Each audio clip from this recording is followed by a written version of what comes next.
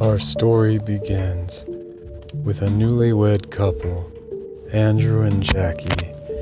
They are driving on a highway, presumably on a road trip. After getting lost, they arrive in a small, rural town off the highway. They are out of gas. There's an abandoned gas station and a cemetery. Jackie is getting angry at Andrew and blaming him for being out of gas because she reminded him already to get gas and he didn't listen. There's no one around and there's no cell service. There is an old payphone at the gas station. Andrew goes over to the phone, attempting to see if it's still in service. Jackie says it won't work and she thinks it's stupid that he's even going to try it. The phone doesn't work. She's annoyed at him, but he tells her not to worry and that they'll be okay.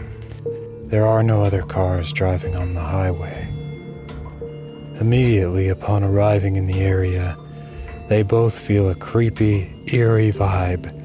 They both feel like they're being watched. The feeling of being under surveillance is prevalent during all of their time spent in the town.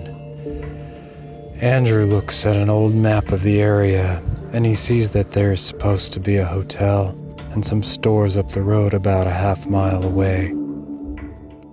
They have to walk through the woods to get there because the highway winds around the town in another direction. They decide to take a walk together. While walking, they both notice that there's no sign of life, no sounds from insects, no birds singing. It's eerily quiet. Andrew holds Jackie's hand and tells her again that they'll be okay. It's apparent he loves her very much. While walking the short distance in the woods, some man appears almost out of nowhere and says in a southern accent, "You ought not to go to that town if you know what's good for you. There's a dark cloud and a storm a-coming for you." They ask him what he meant, and he seemed to disappear into the woods as quickly as he appeared. They feel strange about that interaction, but press on to find help. There are supposed to be 20,000 people who live in this town, yet it seems eerily deserted. It feels as if there is a fraction of that, if any. They arrive at a hotel and ask to use the phone because they're out of gas. It's a very old and creepy-looking hotel right out of the Victorian era.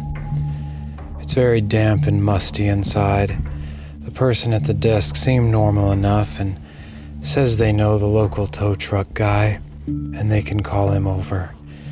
They're told that he can give them a ride back to the car and give them gas for only $5.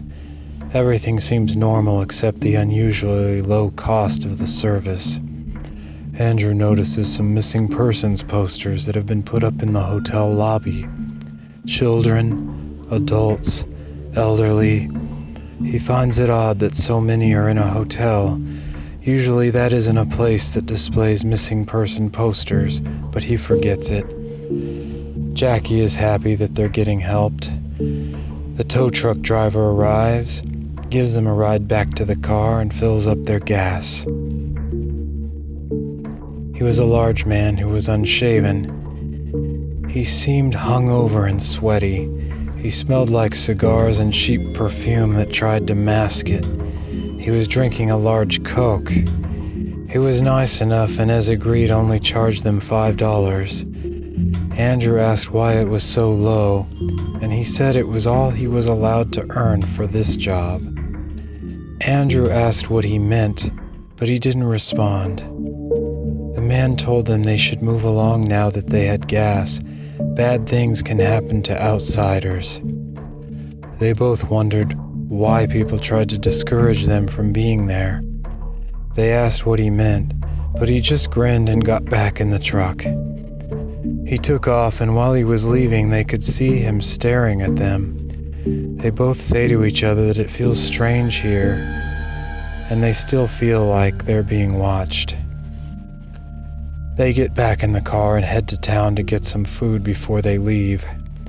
Jackie tells Andrew to forget it and that they can get food in the next town.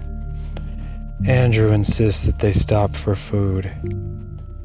They never make it to the grocery store, and no one saw them ever again.